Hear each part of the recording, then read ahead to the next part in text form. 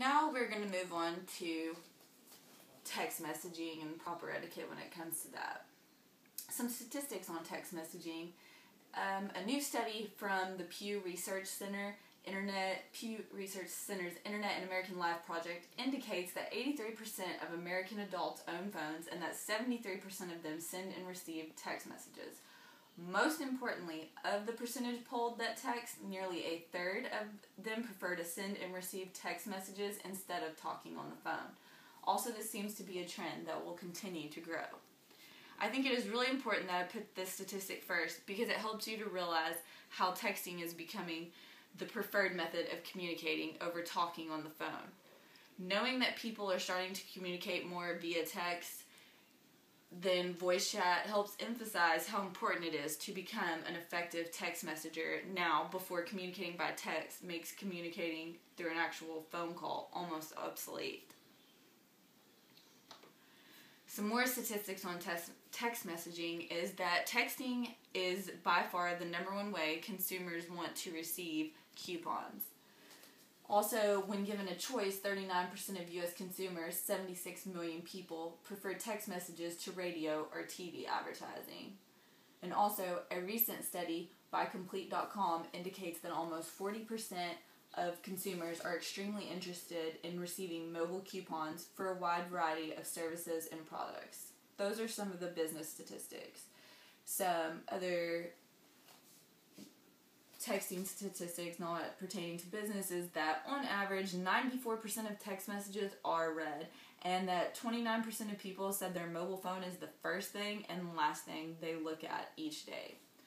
I believe these stats show how important people's phones are to them and how it is a very rare occurrence for a text message to be ignored or go unread.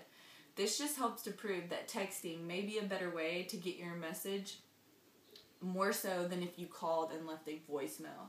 The other stats go to show that when using texting in the business world, it is in fact something that is highly effective at attracting customers with sales and coupons. All in all, these stats just further prove that communicating through text messages, both in business and personal situations, is very popular and will continue to become even more popular and preferred over other forms of communication, therefore making it imperative you learn how to text properly. Tips for top-notch texting in the business world. Avoid texting people who don't text you. Don't text after business hours unless there's a good reason. Don't assume people know what all the acronyms and text slang mean. Don't type in caps, and proofread your messages. I think the first two tips were worth mentioning because they were things I hadn't thought of myself, but I believe they are valuable tips that everyone should follow. Avoiding texting people who don't text you just makes sense because if someone doesn't ever text you or anyone else you know, then they probably don't enjoy communicating via text and prefer another method of doing so.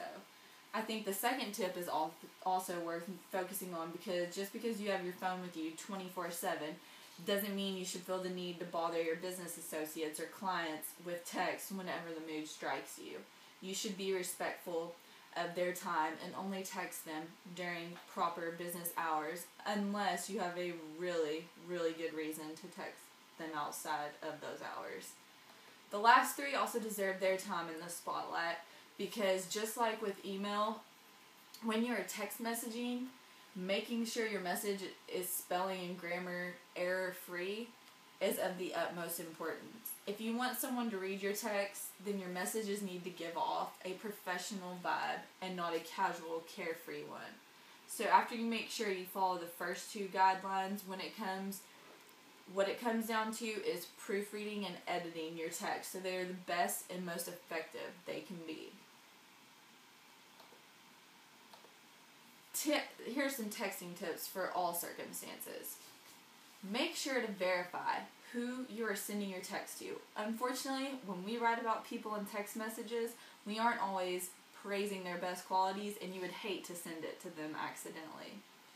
If you're waiting to hear about something pressing, Let your guests know so that when you check your phone regularly, you don't seem rude, and let them know when the situation is dealt with so they know that they have your full attention. Don't text while eating or drinking with others, unless you can talk about what you're texting or if it's an emergency. If it's the latter, excuse yourself and handle the situation. Don't ever text about death or serious illness. Conversations like these require emotion, nuisance, and support. They are too fragile to risk being misunderstood or accidentally skipped over. Last, but definitely not least, don't text somebody you know is driving. You do not want to be responsible for them getting in an accident, and for that matter, don't text while you are driving. While pretty much all of these tips are common sense, it is still good to be remind yourself from time to time of proper text etiquette, because it is easy to get too comfortable and start letting things slide, and then your texts become ineffective and sloppy. You also want to make sure you aren't texting things that are inappropriate or texting at inappropriate times. The last tip, I really wanted to emphasize on it, put it in bold, made it bigger than the other tips, and that's the one about not texting while driving, because this is the one you must make sure you follow no matter what, or it could cost you or someone else their life, and no text is worth those consequences.